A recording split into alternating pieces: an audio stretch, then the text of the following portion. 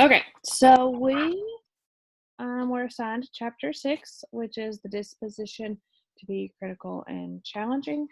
The first thing that really was highlighted to me was standardized testing and how we rely on EOGs to measure a student's success, and how it's definitely not the most effective way to measure their success because we're missing many attributes that they could be displaying that we are not capturing when we give them multiple choice tests. And then the author also talks about how anytime they bring up this type of test, the multiple choice test, that it creates an anxiety for the students, and how it can be detrimental to them. We also heard about a student named Micah who was the perfect student in many of his assessments. Well, I wouldn't say assessments, but many of his grades were fantastic, and he was the ideal student. But then when he got ready to take his test, he froze up and did not perform well on it. Okay. Something that stood out to me with this chapter is the comparison between critical and challenging dispositions versus assuming and accepting dispositions. The critical disposition, the way that it was talked about in this chapter is that it says the teacher often the teacher provides assessments that probe, demonstrate understanding of important criteria, and look for answers that demonstrate deep understanding. And then the challenging invites higher level dialogue within student-generated products, which I believe she's talking there about projects, reports, assessments of those forms rather than test questions, like a short answer essay type test questions. It's more of a broader project. Whereas then you have the assuming and accepting teacher. That's more, an assuming teacher is more assuming that a high grade earning student will always be a higher grade earning student no matter what form they take, and multiple choice testing as a primary tool is a fair assessment of students.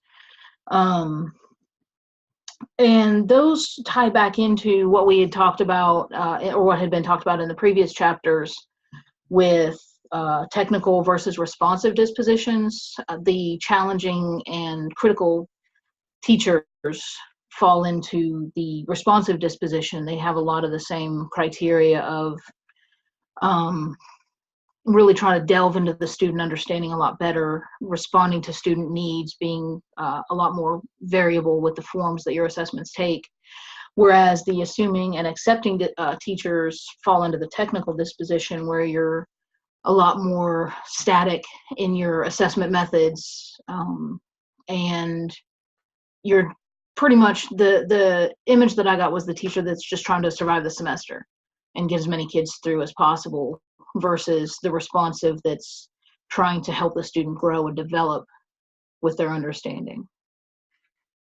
Yeah, and I think the issue with the responsive is that as an educator, we're called to be a responsive teacher, but state-wise and school report card-wise, we are expected to teach the test, which is the opposite of being a responsive teacher. And so you have to kind of find a way to play both roles, teach your test, and then also teach your kids the way that they learn the best. And then the author ends it with, at the end of the day, my students had done 8th grade graduation, and none of them talked about the EOGs. They talked about the importance of a teacher is having a relationship with the teacher, and that was what was an effective teacher.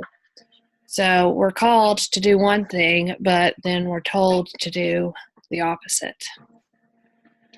Right. One thing that stood out to me And one thing that sort of helps me understand or have a different view of assessment is the line, we cheerlead students to realize hidden potential. Assessment is one way to unleash the creative individual. So it kind of, to me, that line is really important because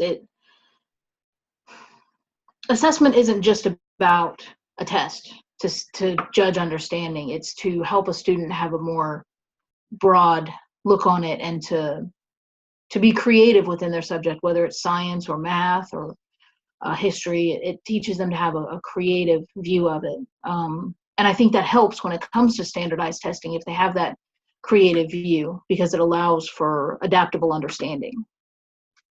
So I think that's really important. I agree too. And I think, having a variety of teachers across the years also helps because each teacher has a different way of teaching and each student learns differently. And so sometimes that can be really effective because it teaches them how they prefer to learn. And they can kind of teach themselves at the same time. So. Right. If you have a teacher that you don't do well with their teaching style, you have learned your own style well enough to adjust it to what they have to offer. And see how you can, kind of mitigate their teaching into how you best learn. So, Okay, anything else? I think I'm good too. Okay, that's the end of our presentation. Thanks, everybody. Thank you.